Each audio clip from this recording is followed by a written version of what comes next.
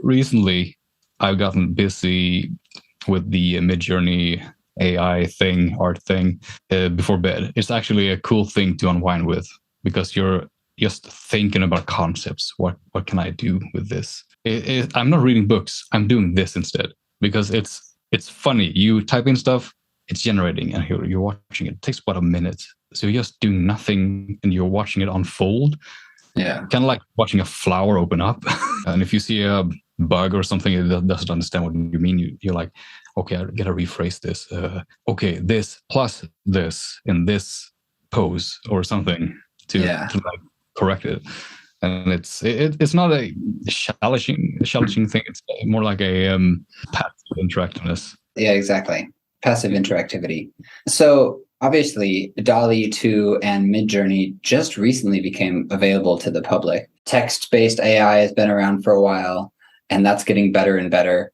What do you think about music-based AI? How long do you think it's going to be until somebody can be like, dubstep song that sounds like Ed Sheeran's Nightmares, and they type that in, and then it spits back audio at you?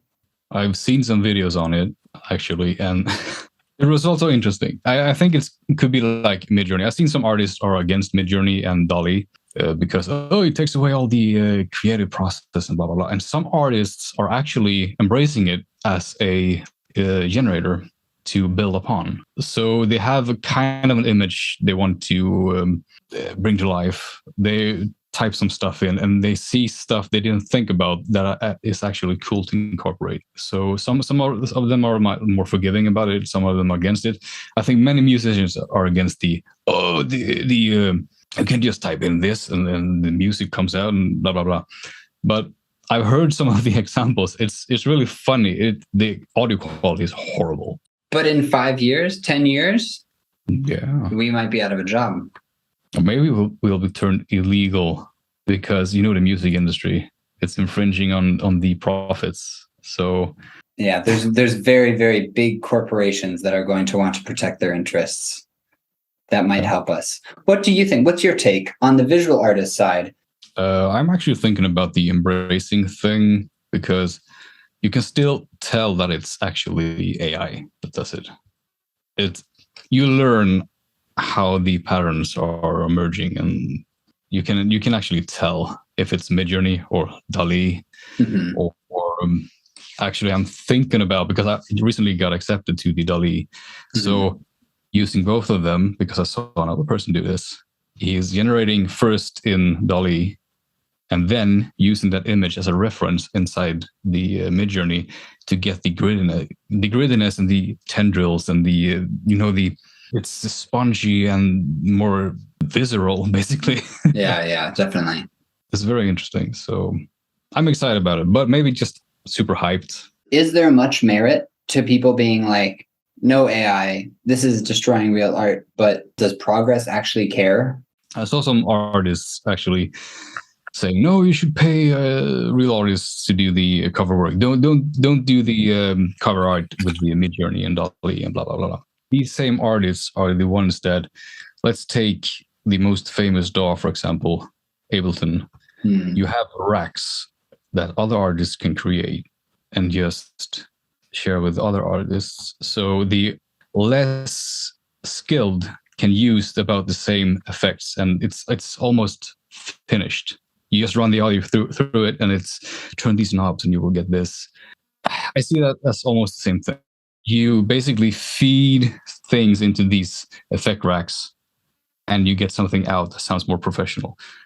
I can't paint, and I can't make these images that DALL-E and the Midjourney makes. I feed it with something, and something else comes out. I think it's about the same thing. Photoshop, when that came out, I think many people were against it. Now it's a staple, and you're not professional if you're not using Photoshop, right? Exactly. Yeah, I think it's the evolution of human creativity. I guess it's cool to be anti something. I think it's a thing. People just want to be no, because then they have a point, they have a stance, they have something.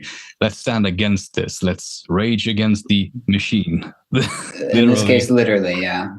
So obviously, your main creative output is your work as Call Me Sleeper. Do you have any other creative outlets? Like personally, I do calligraphy, make lo-fi music, or draw a picture. Do you have something like this in your life that you do? I was talking to an other artist about this, and he was actually thinking about, like you did, starting a different project on the side. That's, you couldn't release this music as your current alias because current fans will be like, what is this? This isn't what I'm used to. Yeah. So I'm actually thinking about starting another side project or something.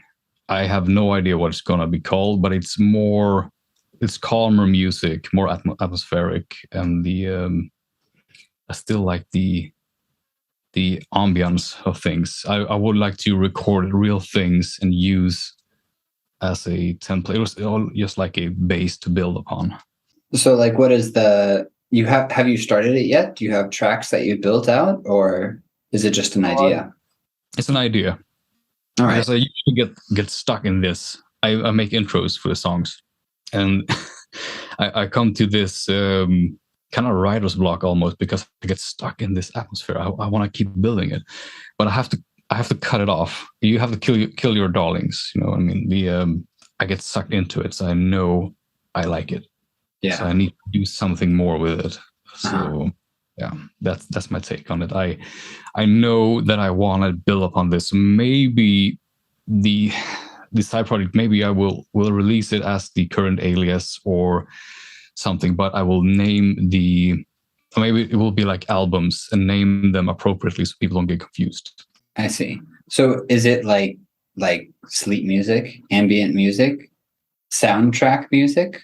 I was thinking about almost all of them. I've seen some clips on YouTube that are like just rain and traffic, and just build something around that people can have in the background, just to have something on, to feel like there's something going on around them. Yeah. Because I can remember as a kid, I usually slept with the TV on low volume because I needed to. I don't know. I can't sleep when it's really, really quiet. Yeah. You want like something to feel like something's going on. The sensory deprivation thing, like you need to suppress, you need to dull your senses with having something that's continuous, like a fan, for example. I always sleep with a fan on to have these to actually calm the senses, because otherwise, if nothing happens, the minute something just clicks or creaks or anything, you get like you wake up, or your sleep gets disturbed. So yeah, I don't know. Yeah. Okay. In your creative process, when you're making songs, I think a lot of people struggle with this.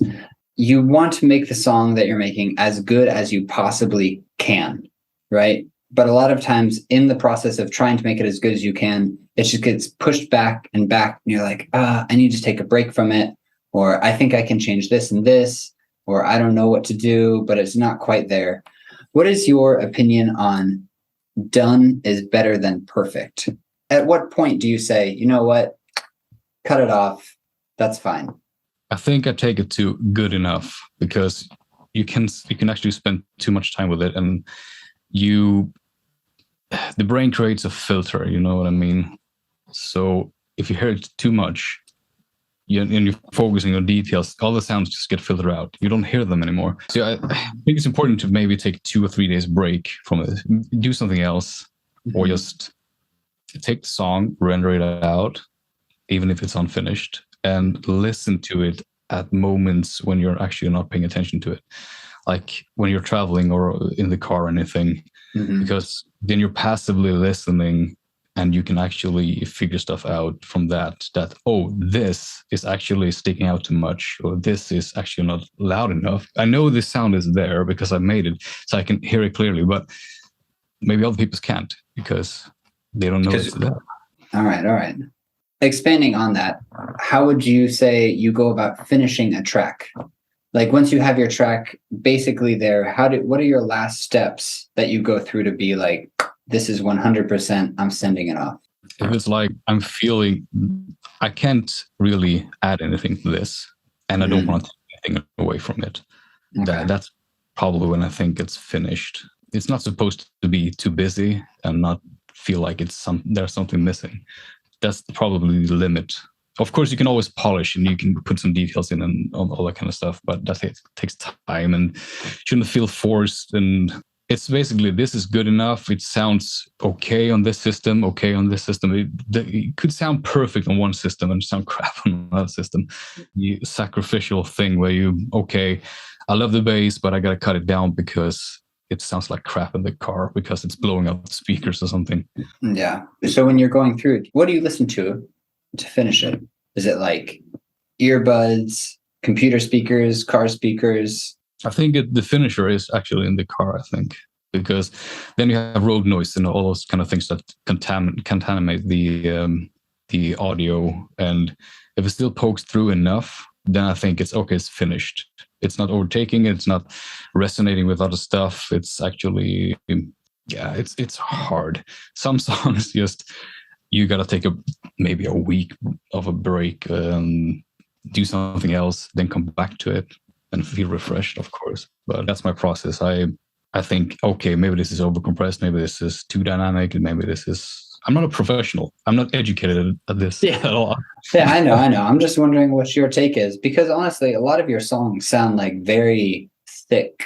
They're very loud and juicy. They have like very good textures. So quite possibly people could want to know what your sauce is. How does Call Me Sleeper get these fucking sounds? This is what we're here to learn. Secrets.